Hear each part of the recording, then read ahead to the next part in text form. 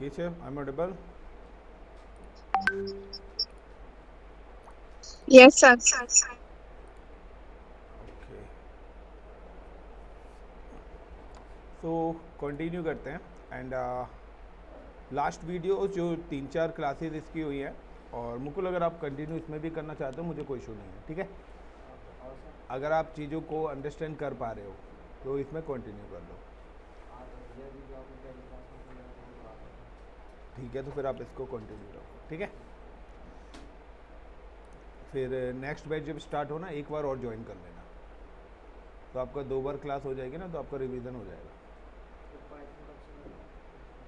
इसके बाद पाइथन कर लेना, इसके बाद पाइथन कर लेना और फिर से साइबर सिक्योरिटी एक बार और रिपीट कर लेना मेरे साथ। तो 2 बार जब आपका रिवीजन हो जाएगा तो परफेक्टली हो जाएगा, ठीक है।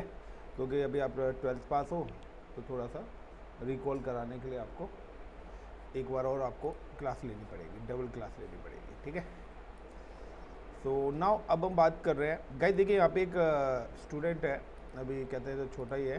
सो मैं उसके हिसाब से चीज़ें एक्सप्लेन करूँगा, डीपली करूँगा, बट बेसिक मैं उसके हिसाब से करूँगा, ठीक है, कि उसको स्ट्रेट समझ में आ सके। Okay everyone.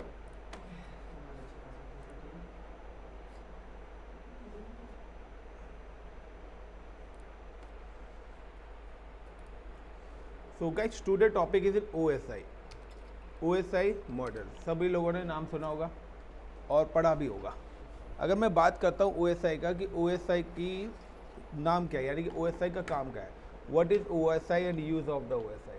ध्रुव। ओएसआई मॉडल के द्वारा हम मतलब देखते हैं कि हमारा डेटा किस तरीके से ट्रांसफर और उसको प्रेजेंट किस तरीके से करते हैं और किस तरीके से एप्लीकेशन में दिखता है, इसका इंटीग्रेशन कैसे होता है, किस चलिए तरीके से। आपने ये सारी चीज़ें बताई, मैं कहता हूँ चलो ठीक है।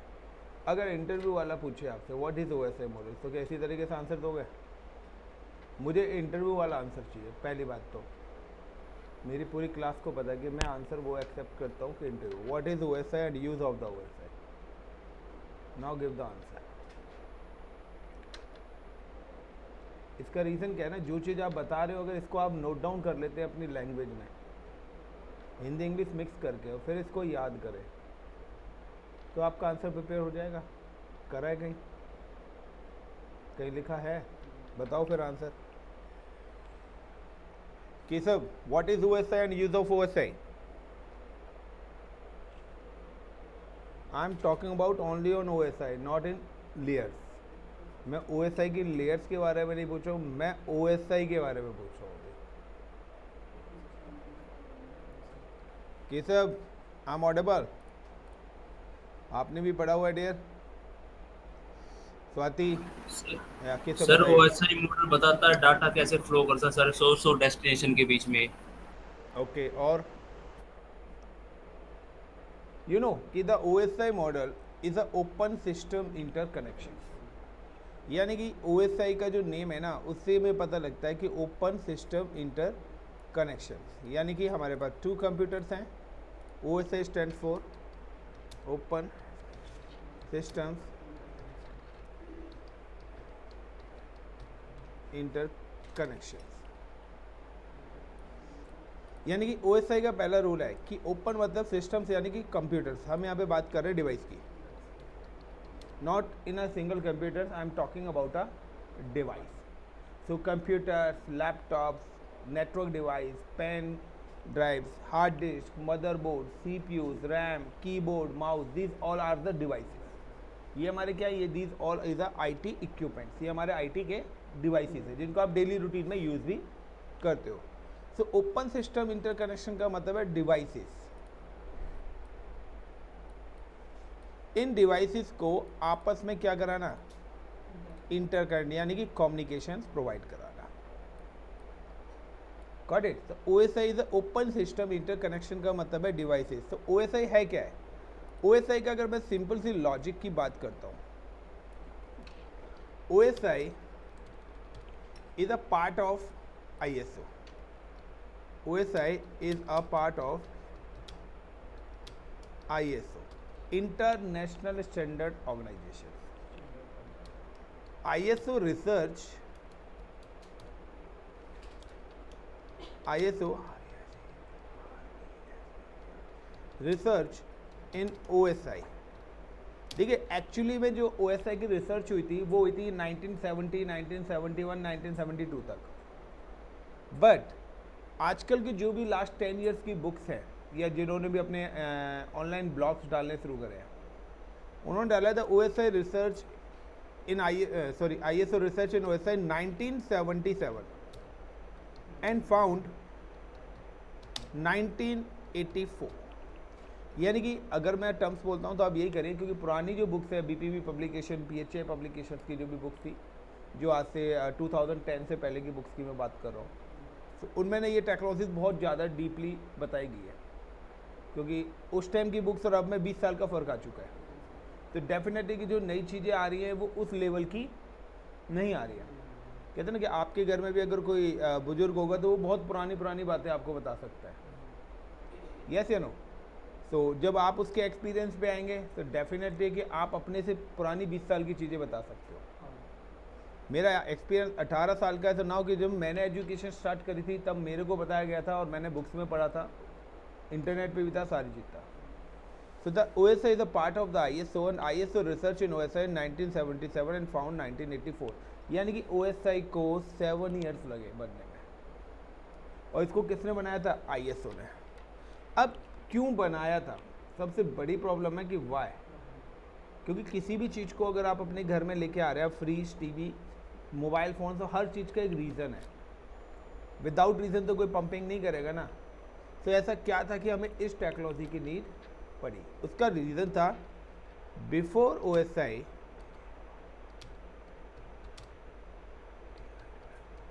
Different vendors devices could not be connected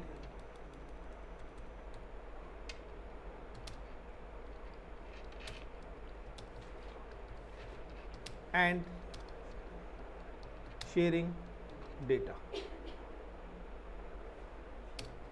यानी कि डिफरेंट डिवाइसेस का मतलब है कि आपने एक सिस्टम्स ले लिया, सपोज करिए IBM का, एक कंप्यूटर्स ले लिया आपने डेल का। This both computers could not be connected and sharing data, क्योंकि ये अलग अलग कंपनीज के हैं। फॉर एग्जांपल लाइक कि अगर मैं कहता हूँ कि आज मैंने 2 कंपनीज को ऑर्डर दिया कि आपको बल्ब और उसका जो होल्डर है, होल्डर ही बोलते हैं ना, ये आपको बना रहे हैं। अब IBM ने बल्ब बनाया 4 पिन का, होल्डर बनाया 4 पिन का। डेल ने बल्ब बनाया 3 पिन का और होल्डर बनाया 3 पिन का। अब IBM का बल्ब क्या डेल के होल्डर में कनेक्ट होगा? सिंपल सा है, नोकिया का चार्जर, सैमसंग का चार्जर, एप्पल का चार्जर, सब अलग अलग है। But now all use in C type. आज सभी लोग क्या एक स्टैंडर्ड यूज करते हैं। So before OSI model the different vendor devices could not be connected and sharing data. ये सबसे बड़ी प्रॉब्लम थी कि अगर आपको कोई भी कंप्यूटर ले रहा है तो एक ही वेंडर्स का लेना पड़ेगा, यानी कि कीबोर्ड, माउस, हार्डवेयर, सारी चीज़ें एक ही कंपनी की होनी चाहिए, तब तो वो कम्युनिकेशन इस्टेब्लिश होगा। अदरवाइज़ कि आपको कम्युनिकेशन में काफ़ी ज़्यादा प्रॉब्लम आएंगी, यानी कि कनेक्ट, डिसकनेक्ट, बीच में 4-5 मीडिएटर, जैसे हम कहते हैं ना, कभी बार we are using the converter. हम लोग क्या यूज़ करते हैं? कन्वर्टर यूज़ करते हैं। Give me minute guys. हाँ जी सर, हेलो। अरे मैं वही कह रहा था, पेट्रोल डलवा लेना, ठीक है। हेलो। तो नाउ दिस इज द कि ये सारी बातें हैं। आज हम क्या करते हैं, कहीं कहीं पे आप देखते हो कहते हैं यार एक काम करो, बीच में एक कन्वर्टर लगा लो। तो इसी तरीके से इन 2 कंप्यूटर्स को आपस में कम्युनिकेट कराने के लिए भी वी कैन यूज़ कि बीच में हमें एक मीडिएटर डिवाइस का यूज़ करना पड़ता था। ये बिफोर OSI मॉडल्स है। कहने के इस डिवाइस की फिर भी हमारे पास n नंबर ऑफ प्रॉब्लम्स आने स्टार्ट हुई। अब सिंपल सा जैसे जैसे प्रॉब्लम्स आनी स्टार्ट हुई वैसे वैसे एरर आने हैं, तो वैसे वैसे मार्केट में आएंगे कि यार ये चीज़ प्रॉब्लम है। तो उस हिसाब से हमारे इंजीनियर्स लगे, रिसर्च करना स्टार्ट करा, क्योंकि कोई एरर आ रहा है, कोई बग्स आ रहा है, तो उसको रिजॉल्व तो करना पड़ेगा ही। नाउ द सेम कॉन्सेप्ट कि अब क्या हुआ, उन्होंने एक टेक्नोलॉजी को इंट्रोड्यूस करा। This technology is a OSI, open system inter connections. And OSI ने बोला कि आप सभी कंपनी अपने डिवाइसेस बनाते हैं, नाउ आप बनाइए, आपको जो प्रोडक्ट की क्वालिटी रखना है वो प्रोडक्ट की क्वालिटी रखो, कोई प्रॉब्लम नहीं है। But everyone use same standard, हर कोई सेम ही स्टैंडर्ड का यूज़ कर। यानी कि अगर IBM को भी बल्ब बनाना है तो वो भी 3 पिन का बनाएगा, और डेल को भी बल्ब बनाना है तो वो भी 3 पिन का ही बनाएगा। Is it clear the point? यानी कि सारी चीज़ें क्या है, सेम ही टेक्नोलॉजी पे। तो OSI is a technology, it's not a product. So after, ये तो था before, now the after OSI models, different vendor devices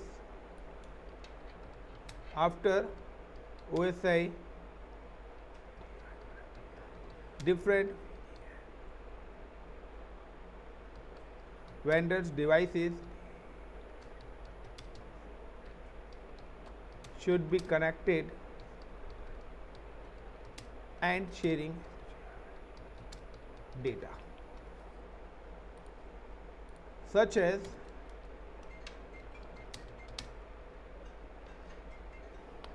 keyboard,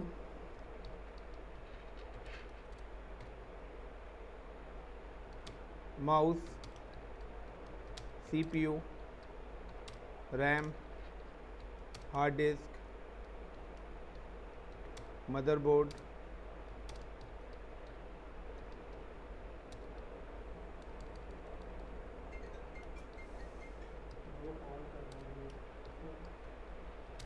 and other devices.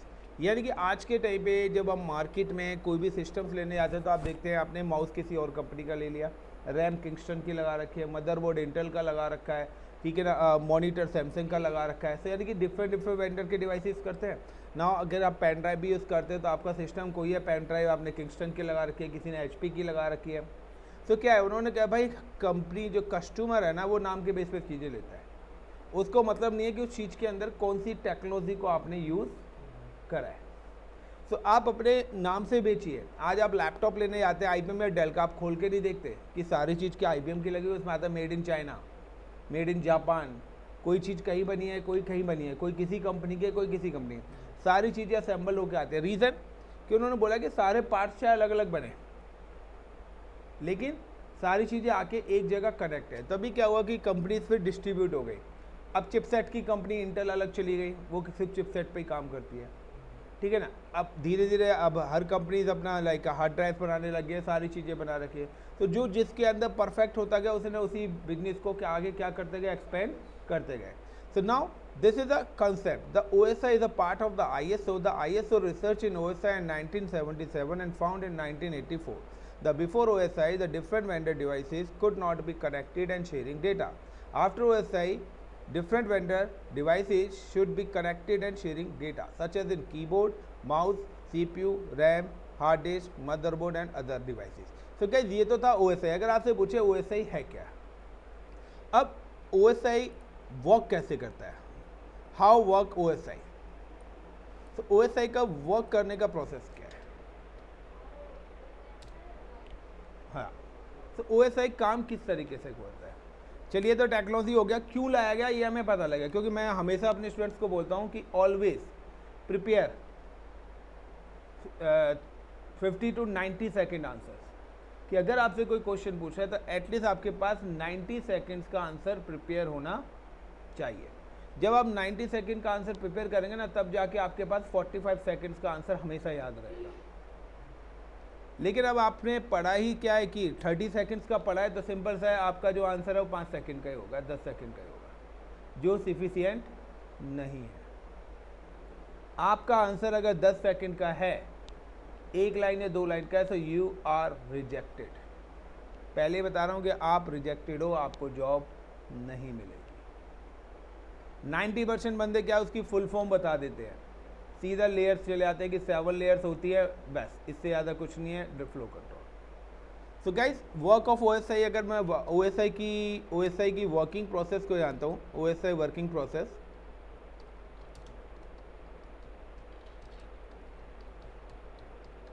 तो वर्किंग प्रोसेस OSI का है क्या। तो OSI का जो वर्किंग प्रोसेस है, बेसिकली OSI मॉडल, इसको वैसे फुल नेम बोला जाता है OSI reference model. OSI use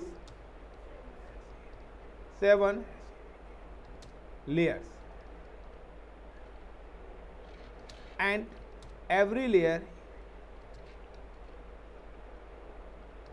provide functions. OSI को 7 लेयर्स में डिस्ट्रीब्यूट करा गया है और इन 7 की 7 लेयर्स का जो फंक्शंस हैं वो क्या अलग है। OSI 7 layers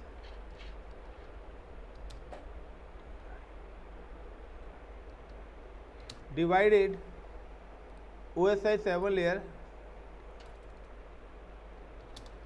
divided in 2 parts. या रिस्पॉन्सिबिलिटीज ऑफ नेटवर्क्स अलग आ जाता है। सो OSI 7 layer divided in 2 parts. OSI layers को 2 पार्ट्स के अंदर डिस्ट्रीब्यूट करा है। अच्छा, 2 पार्ट्स के बाद नाम बता रहे थे ना, ठीक है। सो यहाँ पे जो 2 पार्ट्स हैं जिसको आप उस लेयर से बोले, बट मैं यहाँ पे टर्म्स ले रहा हूँ जो एक्चुअली मिलेगी upper layer and lower layer. Upper layers and lower layers. So कोई बताएगा अपर लेयर्स कौन सी होती है, लोअर लेयर्स कौन सी हैं? पढ़ा हुआ है?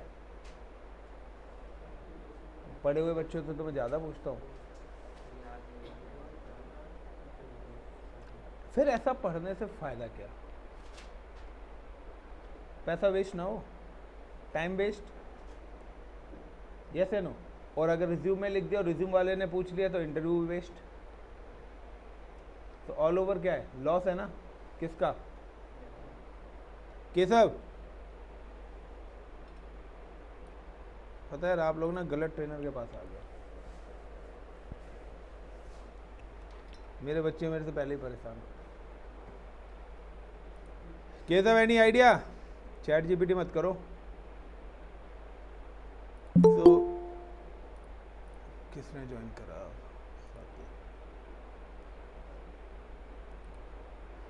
Now guys, upper layer and lower layers की अगर मैं बात करता हूँ, सो अपर लेयर लोअर लेयर्स की बात है तो आगे जब 7 लेयर्स लिखूंगा तब हम बात करते हैं।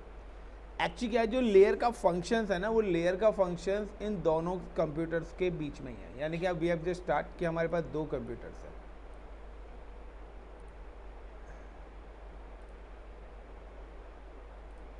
ये दोनों कंप्यूटर्स का जो डेटा फ्लो है कि एक कंप्यूटर से दूसरे कंप्यूटर्स में हमारा डेटा किस तरीके से ट्रांसफ़र होगा, ये पूरा का पूरा जो प्रोसेस है कम्युनिकेशन का, क्योंकि इंटरकनेक्शन है, इंटरकनेक्शन करने के लिए हमारे डेटा के अंदर क्या क्या चीज़ें चेंजेस होती हैं, वो सारी चीज़ें इस लेयर्स के अंदर बताया गया। यानी कि हर लेयर का अपना एक काम है। सो हमारा जो पूरा आईटी इंडस्ट्री है ना, वो सारा का सारा कम्युनिकेशन OSI पे जाता है। कंप्लीट आईटी इंडस्ट्री का कम्युनिकेशन। फॉर एग्जांपल अगर मैं बात करता हूँ लेयर्स की, तो वो जो 7 लेयर्स हैं, दीज 7 लेयर्स की अगर मैं बात करता हूँ, 1 2 3 4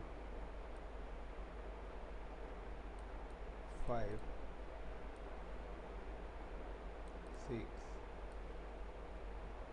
7. Now I'm execute the 7 layers in both sides. 1 2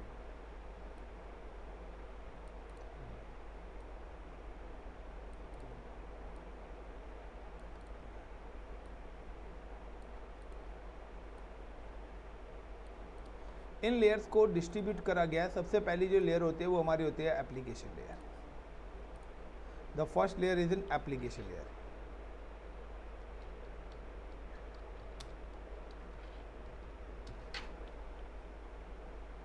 is it a application layer? Is it clear? इस पर्टिकुलर लेयर को 7th लेयर बोला गया है। कौन सी लेयर बोला गया है? बट इस लेयर को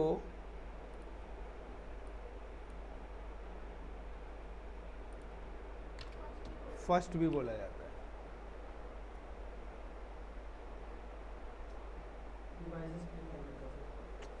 नाउ यहाँ पर ध्यान रखना है कि आप जो आंसर दे रहे हो वो as per the sending process दे रहे हो डेटा या as per the receiving. But correct answer is 7th. 99% आपको आंसर देना है. The OSI application layer is a 7th layer, या application layer is a 7th layer of the OSI model. ये layer number 7 है. ये answer actually में interview वाले के पास है. बट अगर उसने पूछा आपसे सेंडिंग एंड ये आपसे पता है कब पूछा जाएगा इतना डिटेल में, जब आप नेटवर्किंग के इंटरव्यू के लिए जा रहे हो, आप साइबर सिक्योरिटी के इंटरव्यू के लिए जा रहे हो, तब आपसे पूछा है. But if you go with the like a cloud, यानी कि आप क्लाउड एडमिन या सिस्टम एडमिन या लिनक्स एडमिन की प्रोफाइल्स के लिए जा रहे हो, डेवऑप्स एडमिन की प्रोफाइल जा रहे हैं, तब आपसे OSI मॉडल्स नहीं पूछा जाएगा. व्हाट इज OSI बस इतना ही पूछा जाएगा, और ना ही आजकल के इंटरव्यू लेने वालों को इतना ज़्यादा डीपली पता है. ये भी मैं आपको क्लियरली बताता हूँ. वो पुराने बंदा होगा, एक्सपीरियंस वाला, कोई 40-45 साल का होगा, कोई 20-25 साल 30 साल का होगा ना, वो नहीं पूछेगा. मैं कह रहा हूँ ना. नाउ द नेक्स्ट इज, अगर मैं बात करता हूँ presentation layer, PRESENTATION, it is a 6th layer of the OSI model. And next is session layer.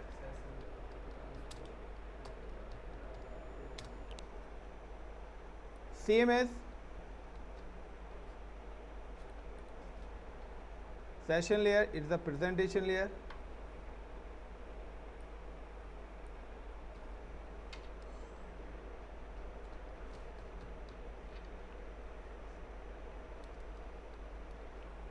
इतना छोटा क्यों हो गया?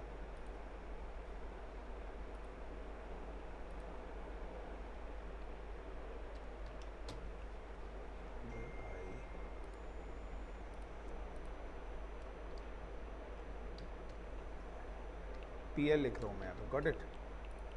नाउ मैंने आपको बताया था कि OSI layer divided in 2 parts. यहाँ पे जो अपर लेयर्स हैं वो ये 3 लेयर्स हैं. इन 3 लेयर्स को अपर लेयर कॉल करा गया है. Got it the point. यानी कि ये जो 3 लेयर्स हैं, ये हमारी 3 लेयर्स हैं. ये क्या हैं? अपर लेयर्स हैं.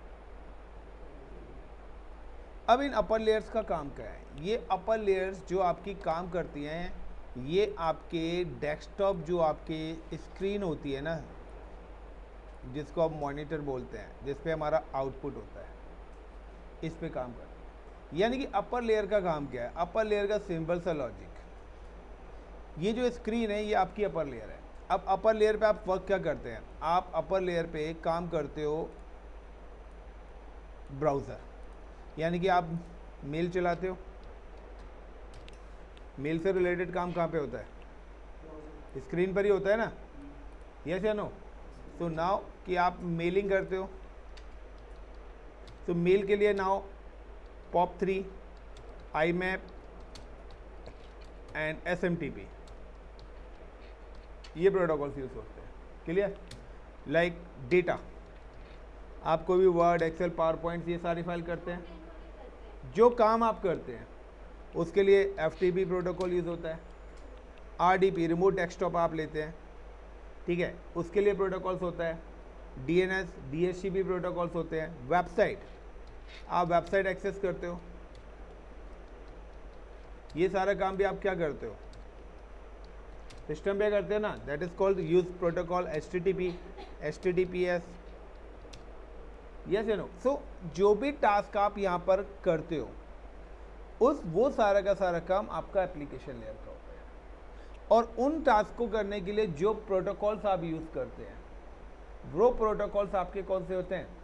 एप्लीकेशन लेयर प्रोटोकॉल्स होते हैं. यानी कि जब भी आप OSI मॉडल से कोई भी डेटा क्या करोगे? ट्रांसफ़र करोगे यहाँ से यहाँ, यानी कि first layer two 7th layer. जब भी आप डेटा ट्रांसफ़र करेंगे, तो डेटा ट्रांसफ़र करने में सबसे पहले वी नीड अ डेटा, कि सबसे पहले तो हमें क्या चाहिए? डेटा चाहिए ना. ट्रांसफ़र तो वही होगा. अब आप यहाँ पे वर्ड की फाइल क्रिएट कर रहे हो, मेल क्रिएट कर रहे हो, वीडियो कर रहे हो, वो कर रहे हो, कुछ भी काम करोगे, वो क्या है? That is called a data.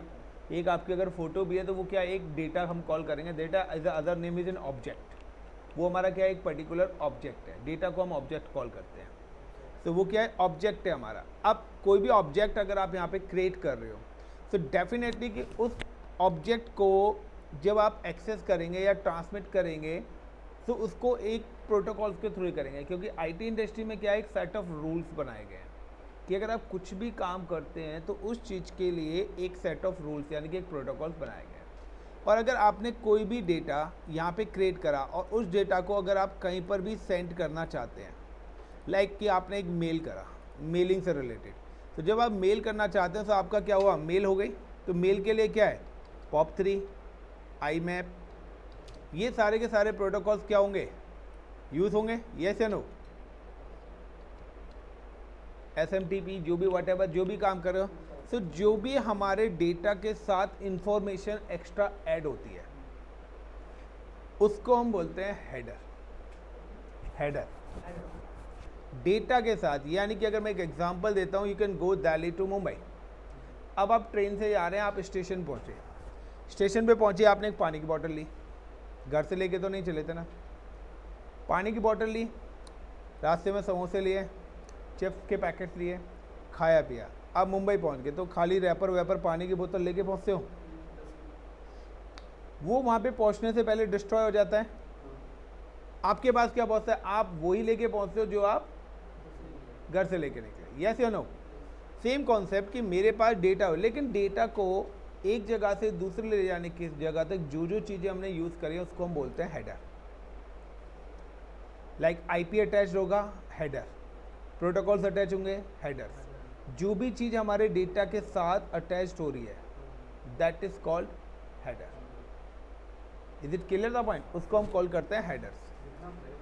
So header जो ऑन होता है ऐड होता है वो सेंडिंग में, यानी कि जब भी आप डेटा सेंड करोगे तब आपके हेडर ऑन होते हैं ऐड होते हैं, और जब आप डेटा रिसीव करेंगे तो आपके ट्रेलर्स ऐड होते हैं। तो एक तरफ आता है हेडर्स और एक तरफ आता है trailers. Headers when you send the data, trailers when you receive the data. Trailers का क्या काम है, trailers remove the headers, opposite कराएंगे, यानी कि डेटा से उन चीज़ों को क्या करेंगे अलग करेंगे। इज इट क्लियर, कि कहते हैं ना कि एक बंदे ने क्या करा, जब आप किसी को गिफ्ट दे रहे हैं तो उसने पैकिंग करी, तो उसने पैकिंग की 5-6 लेयर्स चला दी, तो वो क्या हो गया हेडर्स हो गया। अब जिसको आपने दिया वो पैकिंग को ओपन कर रहा है, यानी कि वो क्या कर रहा है पैकिंग को अलग कर रहा है, वो हो गया आपका ट्रेलर्स। सो हेडर्स अटैच्ड और ट्रेलर्स रिमूव। अब ट्रेलर रिमूव किसको कर रहा है, हेडर, यानी कि जो दूसरा कैंडिडेट है जिसको आपने गिफ्ट दे दिया वो क्या करेगा आपकी पैकिंग को रिमूव करेगा। आप गिफ्ट देने जा रहे हो तो आपने तो पैकिंग लगा के दी है ना उसको, कि वो आपके अंदर का जो पार्ट्स है वो क्या रहे प्रोटेक्टेड रहे। तो डेटा को प्रोटेक्ट करने के लिए मल्टीपल लेयर्स होती हैं जिसको हम बोलते हैं हेडर्स की। अब आप किसी को कोई गिफ्ट देना चाहते हो तो उस पर आप एक टिकट भी लगाते हो जिसमें सोर्स और डेस्टिनेशन भी लिखा रहता है, नाम भी लिखा रहता है, लेकिन जब जिसको गिफ्ट चाहिए वो तो सारी चीज़ें हटाता है ना, उसको मतलब है कि मेरे अंदर पैकेट्स में क्या है। तो पैकेट्स में हमारा काम है डेटा से।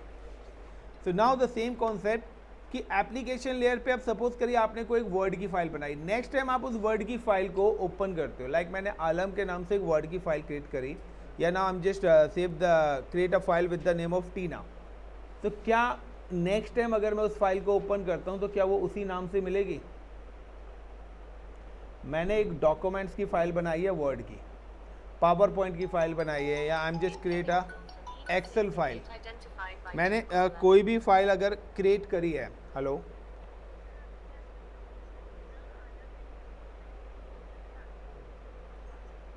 मैम टीना जो है अभी आई नहीं आज, ठीक है, तनीषा भी, आलम आया है, आलम अपने शायद डॉक्यूमेंट लेके आया, वो आपको भेज देता हूँ, ठीक है। आलम अभी मैडम से मिल लेना जाके। नाउ तो गाइस अभी यहाँ पे क्या आता है कि आपने एक वर्ड की फाइल बनाई, डॉक्यूमेंट्स के नाम से सेव करा, क्या वो दोबारा से सेम नेम से मिलेगी। एग्री केशव, तनिषा, टीना, आप लोगों ने अपने नाम से कोई फाइल बनाई है, क्या वो आपके नाम से मिलेगी। प्लीज़ रिप्लाई फास्ट, इतना सोचना क्या, या तो बनाई नहीं है। यस या नो? नहीं मिलेगी, बना के देख लो। 500% आपके नाम से नहीं मिलेगी, सर कंसेप्ट है कि मैंने अपने नाम से फाइल बनाई, बना ली। आपके नाम से नहीं मिलेगी। alam.doc ओके, जिस फॉर्मेट में वो फॉर्मेट बताया किस फॉर्मेट में है। एक्सटेंशन कभी लगाते हो? This is a part of the presentation layer, it present your data किस फॉर्मेट कि आपका डेटा का फॉर्मेट क्या है। यानी कि जब आपका डेटा रिसीव होगा, सपोज करिए आपने वर्ड की फाइल रिसीव करी, तो वो क्या प्रेजेंटेशन लेयर से एप्लीकेशन पे जाएगी।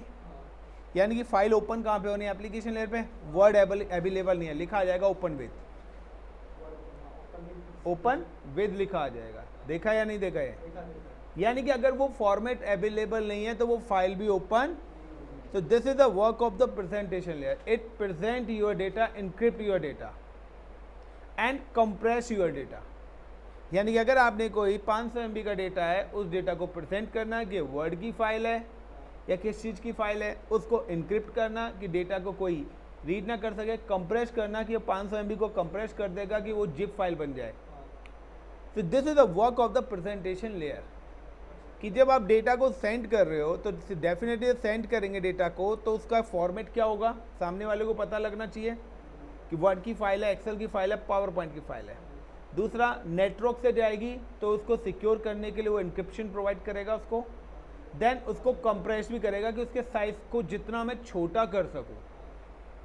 आप अगर इंस्टॉलेशन करते हो, कभी किसी ने कोई भी ऑपरेटिंग सिस्टम है, कोई भी सॉफ्टवेयर इंस्टॉल करा है ना, कि सॉफ्टवेयर इंस्टॉल करने से पहले सॉफ्टवेयर पे राइट क्लिक करके देखना उसका साइज़ क्या होगा, और जब वो सॉफ्टवेयर इंस्टॉल हो जाएगा तब उसका साइज़ देखना क्या होगा। आप एक डीवीडी के अंदर विंडो 10, 11 की डीवीडी इंस्टॉल कर लीजिए, 4 GB के अंदर आपका ओएस आ जाएगा, लेकिन जब आप ओएस इंस्टॉल होगा तो मिनिमम वो 17 GB, 15 to 17 GB space utilise करेगा। तो चीज़ें हमारी क्या होती है, कंप्रेस के फॉर्मेट में चलती है। तो प्रेजेंटेशन लेयर का काम है प्रेजेंट योर डेटा और कंप्रेस योर डेटा। अब सेशन लेयर का क्या काम है? Session layer maintain the logical sessions between source to destinations. Between source to destinations जितने भी लॉजिकल सेशंस होंगे, इंटरनली या एक्सटर्नली। इंटरनली का मतलब है एप्लीकेशन टू प्रेजेंटेशन के बीच में भी कोई ना कोई लॉजिकल सेशंस होंगे। यहाँ पर session layer to other layers के बीच में भी क्या होंगे? लॉजिकल सेशंस होंगे।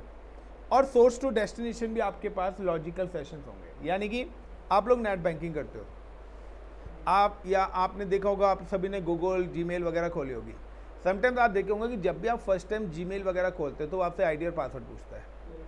कभी कभार क्या होता है, आपका ब्राउज़र बंद हो जाता है, अब दोबारा से ओपन करते हैं तो आईडी पासवर्ड नहीं पूछता है, डायरेक्ट आपकी मेल खुल जाती है, रीस्टोर का बटन आता है, उस पर क्लिक करते हैं, वही सारी चीज़ें दोबारा से आती हैं। यानी कि अगर आपका लॉजिकल सेशन जब तक स्टैब्लिश है तो आपको बार बार आईडीज़ और पासवर्ड डालने की ज़रूरत। अगर आपका लॉजिकल सेशन क्या हुआ, ब्रेक हो गया, तो आपको दोबारा से लॉगिन करके डिटेल्स डालनी पड़ेगी। तो लॉजिकल सेशन लाइक आप नेट बैंकिंग कर रहे हैं, अब नेट बैंकिंग का एक टाइम पीरियड सेट कर रखा है कि हमने 10 मिनट, कि अगर 10 मिनट तक कोई भी एक्टिविटी ब्राउज़र पे नहीं होती तो ऑटोमेटिकली लॉग आउट हो जाए।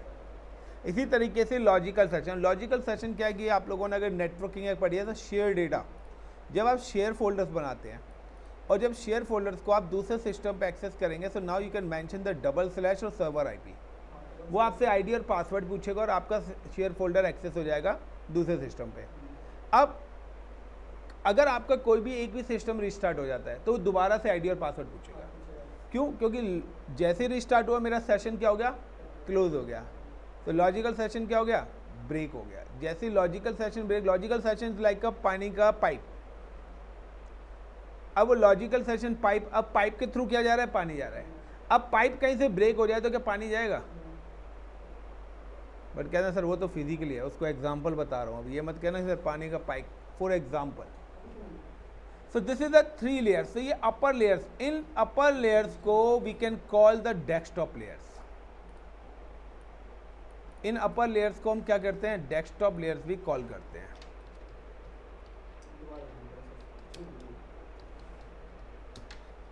और application layers provide 2 types of interfaces, CLI and GUI।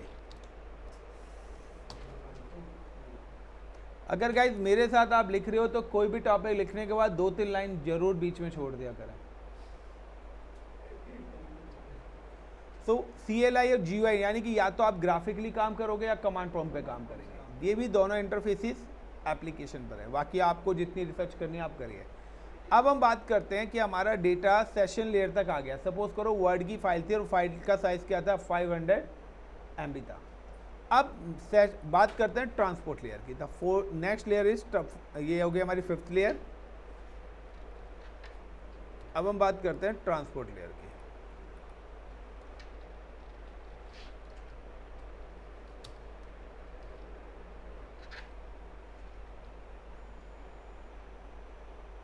और ट्रांसपोर्ट लेयर जो है it is a 4th layer.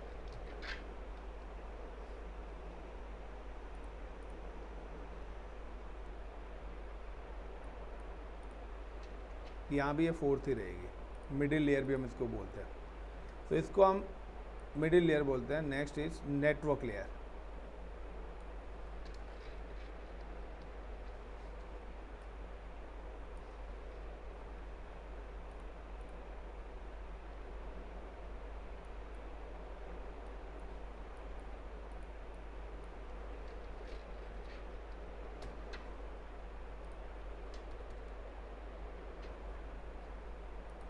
तो ये 3rd लेयर है और इधर भी 3rd ही लेयर है।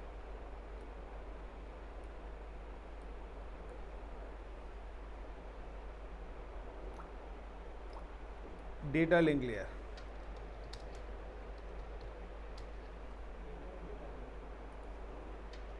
सेकंड। तो दूसरी जगह भी क्या है, सेकंड ही इसकी होगी।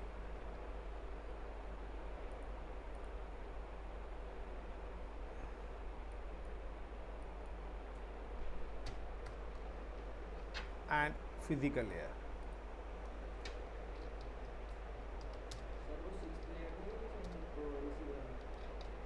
एक मिनट, फर्स्ट लेयर।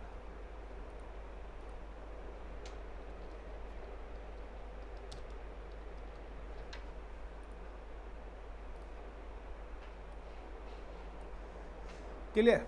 अब this is the other layer. इनको हम लोअर लेयर्स बोलते हैं और इन्हीं को हम नेटवर्किंग लेयर भी कॉल करते हैं।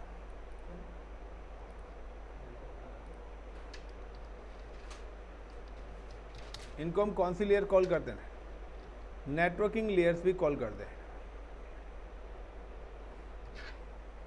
Now the what is the networking layer, यानी कि जो भी आपका कम्युनिकेशन होगा with in source to destination, communication से पहले जो जो चीज़ें डेटा के लिए रिक्वायर्ड होती हैं वो हमारा नेटवर्क लेयर में आता है।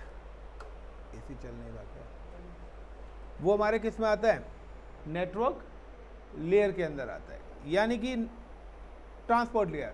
अब ट्रांसपोर्ट लेयर क्या होता है, ट्रांसपोर्ट लेयर हमें प्रोवाइड कराता है ट्रांसमिशन कंट्रोल प्रोटोकॉल, यानी कि आपका जो डेटा है वो TCP के थ्रू होगा या UDP के थ्रू होगा। तो this two protocols work in transport layer.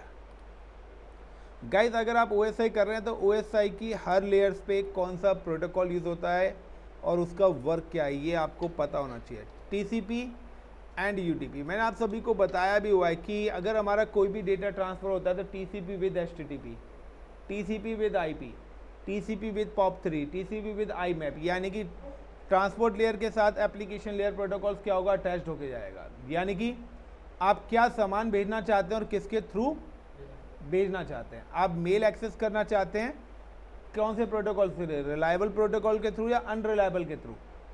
तो UDP is a unreliable protocol, TCP is a reliable protocol. ठीक है, अब आप वीडियो देख रहे हैं, सॉन्ग सुन रहे हैं, तो उन सब के लिए एक ट्रांसमिशन प्रोटोकॉल्स भी आपका क्या होगा, यूज होगा।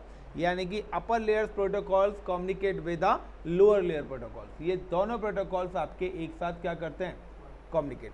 Plus transport layer use convert data, यानी कि transport layer receive data from upper layer, यानी कि वो जो वर्ड की फाइल क्रिएट करी थी 500 MB की, वो फाइल क्रिएट होकर सेशन लेयर पे आई।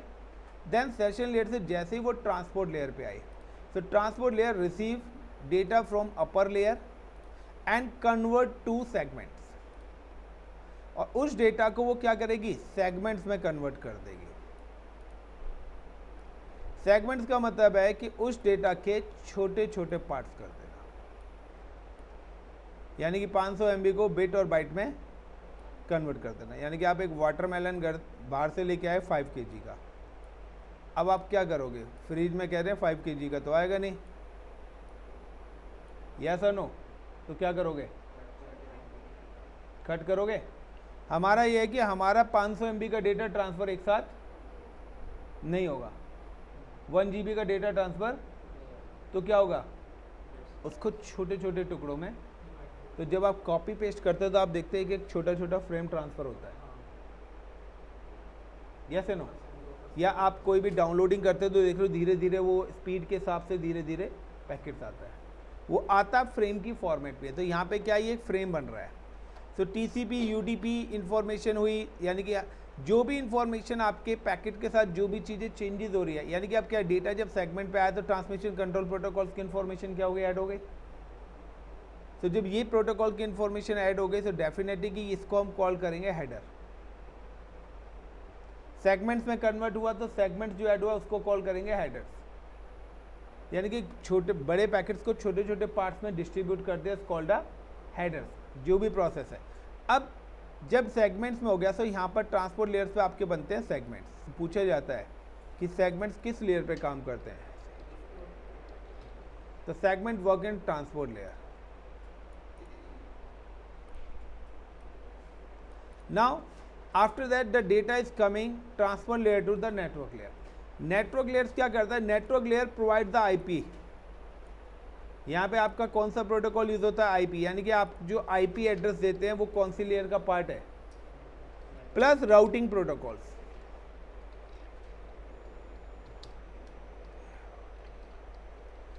और राउटिंग प्रोटोकॉल्स के अलावा DCE डिवाइसेस। तो DCE डिवाइसेस जो काम करते हैं वो कहाँ पर करते हैं, आपके IP यानी कि नेटवर्क लेयर पे, यानी कि वो डिवाइस जो IP रिसीव करते हैं, IP जिनकी डिवाइसेस के अंदर इंटर करा जाता है, वो सारे डिवाइस आपके होते हैं DCE, डेटा कम्युनिकेशन इक्विपमेंट्स, यानी कि राउटर्स, फायरवॉल्स, मॉडम्स, जहाँ पर भी लेयर 3 स्विच, जिन स्विचेस पे IP आ गया वो नेटवर्क लेयर डिवाइस हो गया। तो जो भी ऐसा डिवाइस जिसके अंदर आप IP एड्रेस एलोकेट करते हैं, that is called a network layer device. और उस डिवाइस को अदर वर्ड में बोले तो we can call the gateway. उस डिवाइस को हम क्या कॉल करते हैं, गेटवे, जिसका काम होता है आपका बाहर के नेटवर्क और अंदर के नेटवर्क, यानी कि इंटरनल लैन नेटवर्क और वैन नेटवर्क दोनों को कम्युनिकेशन कराना। यानी कि आपको अगर गूगल करना है तो गूगल आपके पास नहीं है, आपके घर में गूगल का सर्वर नहीं है, तो आप क्या करेंगे, www.google.com, वो आपके घर में वाईफाई लगा हुआ है तो वो रिक्वेस्ट वाईफाई पे जाएगी, wifi to is move to in ISP, got it. तो ISP से आप सर्च करेगा कि ISP किस ISP पे देगा या डायरेक्ट गूगल पे देगा, वो डिपेंड्स करता है कि अगर हम लोगों ने एयरटेल टू एयरटेल का ले रखा है तो एयरटेल के टावर से अब हम लोग सेम लोकेशन पर हैं, like we are connected the same tower, वो टावर एयरटेल का है। तो आपने मुझे कॉल करा तो एयरटेल टू एयरटेल है तो हम उसी टावर से हो गए तो जल्दी रीच हो जाएगा। लेकिन अब आपका मोबाइल नंबर जियो का और आप किसी दूसरे टावर पे हो तो नाउ एयरटेल से दूसरे एयरटेल टू जियो के टावर पे वो क्या होगी, मेरी रिक्वेस्ट रीडायरेक्ट होगी, गॉट इट। सो डिपेंड्स करता है। अब आपका जब यहाँ पे आ गया तो IP राउटिंग टेबल। अब नेटवर्क लेयर क्या करता है, network layers receive segments and converts in chunks.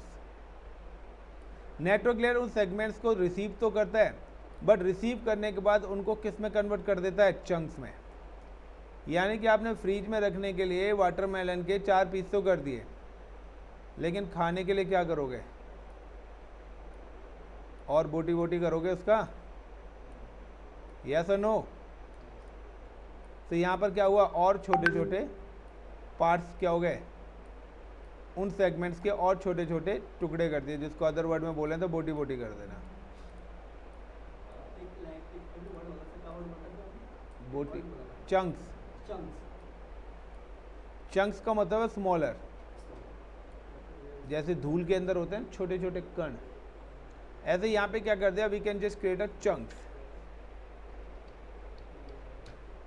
So आपके हमारे जो चंक्स एग्जीक्यूट होते हैं वो किस लेयर पे होते हैं? It's execute in a network layer and provide IP, यानी कि हमारे डेटा में सोर्स आईपी कहाँ से मिल गया?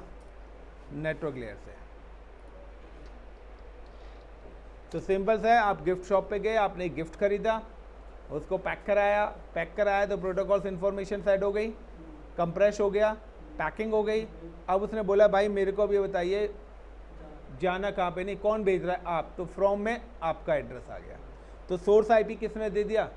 नेटवर्क लेयर ने, क्योंकि आईपी प्रोटोकॉल वहाँ पे यूज़ हो रहा है। अब डेस्टिनेशन आईपी कहाँ पे आएगा, यानी कि इस सिस्टम का आईपी कहाँ से आएगा? Got it the point? इस पर्टिकुलर सिस्टम का आईपी कहाँ से आएगा? So now data link layer, data link layer का क्या काम है? It's receive chunks from network layer and convert to frame. ये यहाँ पर बनाएगी फ्रेम, यानी कि कितना बड़ा साइज नेटवर्क का पास आउट होगा, जिसको हम कॉल करते हैं फ्रेम। Is it clear? तो हमारा जो फाइनल फ्रेम बनेगा वो कहाँ पर बनेगा? डेटा लिंक लेयर पे। And it's use protocol ARP and RARP protocol है।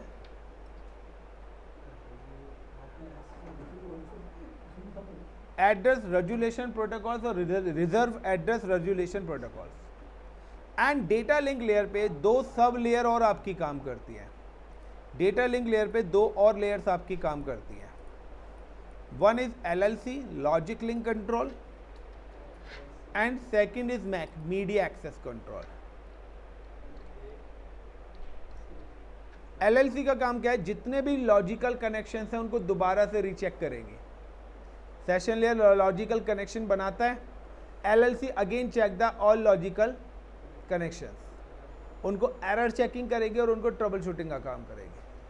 और मैक सब लेयर का क्या काम है? MAC sub layer generate the ARP request to all connected systems, यानी कि वो एक आर्प पैकेट सेंड करेगा और वो आर्प पैकेट आपके डेस्टिनेशन सिस्टम पे जाएगा और वहाँ से आपको उसका एड्रेस मिलेगा। यानी कि विंडो आर, मुझे नहीं पता कि डेस्टिनेशन का आईपी क्या है। मैंने यहाँ पे क्या करा? I am just go to the command prompt, मैंने यहाँ पे लिखा ARP आर्प और आर्प स्पेस -A लिख देता हूँ। सो वो कहता है कि इतने मैक एड्रेसेस आपके नेटवर्क में हैं। सो इट्स, अब वहाँ से मेरे को रिक्वेस्ट आएगी रिजर्व आर्प की, क्योंकि जब मैं सोर्स और रेस्ट, तो यहाँ पर क्या है कि मेरे को डेस्टिनेशन आईपी किसके थ्रू मिलेगा? Destination physical address via ARP. यानी कि डेटा लेयर हमें क्या देता है? सोर्स इंफॉर्मेशन दे रहा है, डेस्टिनेशन। क्लियर? डेस्टिनेशन एड्रेस मिल गया, कितने साइज का फ्रेम जाएगा, उसको प्रॉपर एरर चेकिंग वगैरह करना, वो सारी चीजें आएंगी। फाइनली आपका जो डेटा है वो कहाँ तक पहुँच गया है? It's comes to the second layer. Is it clear? Frame बन के रेडी, यानी कि अब पैकेट बन के क्या हो गया है? अब गिफ्ट देने कौन जाएगा? कोरियर तो पैक हो गया, अब कोरियर आप खुद देने जाओगे या कोई और जाएगा? दोनों ऑप्शन है। लेकिन अब आपके पास गिफ्ट है तो आप हाथ में लेके तो जाओगे नहीं, क्यों भाई? कहीं ना कहीं तो रखोगे थैले वैले में। नाउ अब हम बात करते हैं कंप्यूटर्स। हमारा जो डेटा है वो वर्क करता है बाइनरी में, 0 और 1 की फॉर्मेट में, और डिजिटल सिग्नल्स पे हमारा कंप्यूटर क्या करता है? काम करता है। सो फिजिकल लेयर क्या काम करेगी? Physical layer provide the physical connectivity. तो यहाँ पे मैं और वो बताता हूँ कि हमारी जो ये लेयर है डेटा लिंक लेयर, इस पे जो है स्विच, ब्रिज, ये डिवाइसेस हमारे कहाँ पर? NIC नेटवर्क इंटरफेस कार्ड, ये जो डिवाइसेस हैं ये वर्क करते हैं हमारी second layer of the OSI model, जिसको हमने बोला है data link layer.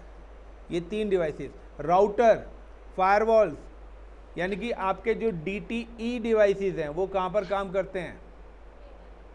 Data link layer पे आपके DTE डिवाइसेस काम करते हैं। डेटा ट्रांसमिशन इक्विपमेंट्स, और वो कौन कौन से होते हैं बताए हुए हैं कि हमारे जो डिवाइसेस हैं वो DT और DC की फॉर्मेट्स में हैं। अब जब डेटा मेरा डेटा लिंक लेयर से कहाँ पर आ गया, it's come to the physical layer, it's receive data and convert to binary. हमारा डेटा किस में, यानी कि फ्रेम को रिसीव करेगी और किस में कन्वर्ट कर देगी, बाइनरी में, एंड सेंड टू डेस्टिनेशन। और उस पर्टिकुलर डेटा को कहाँ पर सेंड कर देगी, अपने डेस्टिनेशन पैनल पे सेंड कर देगी। यहाँ से हमारा डेटा डेस्टिनेशन पे चला जाएगा। So the physical connectivity provide the physical layer, यानी कि NIC पे जो आप वायर लगाते हो या वाईफाई से कनेक्ट करते हो, तो वाईफाई से कनेक्ट करते हैं सर लॉजिकल कनेक्टिविटी। और जो मैंने स्टार्टिंग में बताया था connections, there are 2 types of connection, is a virtual connection और a physical connection. So depends करता है कि आप कौन से कनेक्शंस का यूज़ कर रहे हो। So now the physical layers क्या करते हैं, अब फिजिकल कनेक्टिविटी प्रोवाइड होती है क्योंकि वायर से हम दूसरे डिवाइस से कनेक्ट होते हैं, या तो हम स्विच के साथ कनेक्ट होंगे, राउटर से कनेक्ट होंगे, या दूसरे सिस्टम से कनेक्ट होंगे, या वाईफाई से कनेक्ट होंगे, और then it send data in a binary format.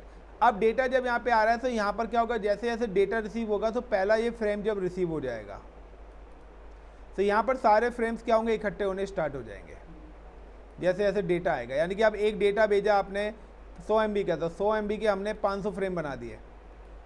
तो जब वो पूरा का पूरा 500 MB फ्रेम बन जाएगा, यहाँ से यहाँ पे आने के बाद क्या होगा, डेटा यहाँ पर आएगा। यहाँ पर फिर से सोर्स और डेस्टिनेशन कैलकुलेट होंगे, क्या सही लोकेशन से डेटा आया है। यहाँ से आने के बाद फिर डेटा यहाँ पर आएगा, तो frame to chunk, chunks to segment, segments to again session layer से डेटा हुआ प्रेजेंटेशन लेयर।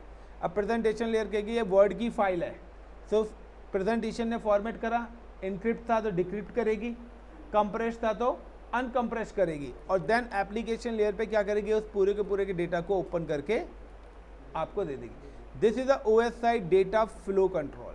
तो OSI मॉडल का ये पूरा, अब OSI से क्या आता है, OSI से आता है तो what is the application layer, use of the application layer, which protocol work in application layer. अगर आपने बताया था वेबसाइट्स के लिए कौन से प्रोटोकॉल यूज होते हैं, HTTP HTTP। Now this protocol work in which layer,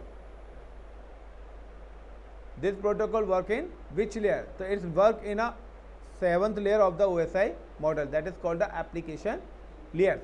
या कहते हैं कि लेयर 3 डिवाइसेस के नाम बताइए, तो आई am just talking about the layer 3, that is called, I am asking the network layer, मैं नेटवर्क लेयर की बात कर रहा हूँ। Transport layer, the function of the layer 4, TCP work in which layer, UDP work in which layer, bridge work in which network which layer, switch work in which layer. अब कहीं कहीं पर switch हम बोलते हैं कि switch work in 2nd layer, switch work in 3rd layer, यानी कि डेटा लिंक लेयर और network. The difference between layer 2 और लेयर 3 स्विचेस, तो layer 2 switches work only on MAC, जो आपके डेटा लिंक लेयर पे डिवाइस काम कर रहे हैं वो मैक पर काम करते हैं, और जो आपके नेटवर्क लेयर पे काम कर रहे हैं वो मैक एंड IP दोनों पे काम करते हैं। This is a difference. तो ये सारे के सारे क्वेश्चन हैं, यहाँ पे जितनी भी चीज़ें लिखी हैं ये क्वेश्चन हैं आपसे, हर लेयर्स के बारे में, हर लेयर्स के प्रोटोकॉल्स क्या हैं, हर लेयर्स पे डिवाइसेस क्या काम होता है, सेगमेंट्स का क्या रोल है, segments create in which layer. So this all is a work, ये सारे का सारा आपका क्या टास्क है। सो this is a flow control, कि एक सिस्टम से दूसरे सिस्टम पे डेटा जो जा रहा है उसको हम बोलते हैं डेटा प्रोसेसिंग, यानी कि OSI डेटा वर्किंग प्रोसेस, कि हमने एक डेटा बनाया है, दैट इज सेंट, कि हमने कोई डेटा यहाँ पे सेंड करा है और डेटा को रिसीव करा है। सो पूरा का पूरा प्रोसेस क्या है। So what is OSI models, name of the OSI layers, OSI layers divided in 2 parts। Now the each and every layer different parameters हैं, इनको जितना ज़्यादा आप करेंगे उतना है, क्योंकि नेटवर्किंग से 25% क्वेश्चंस आपके इरेज होते हैं। नाउ कि अभी हमारे पास यहाँ पे नेटवर्किंग में अभी जो टॉपिक बचा है is in topologies. I think so ये टॉपिक हमारे पास बचा हुआ है अभी, कि स्टार, मैच, रिंग, ये सारी टोपोलॉजीज हमारी क्या होती हैं। सो टोपोलॉजीज बची हुई हैं, और भी 1-2 चीज़ें देखेंगे क्या निकल के आती हैं। सो ये नेक्स्ट टॉपिक होगा। फिलहाल आज के लिए इतना काफ़ी, I think so. Thank you guys.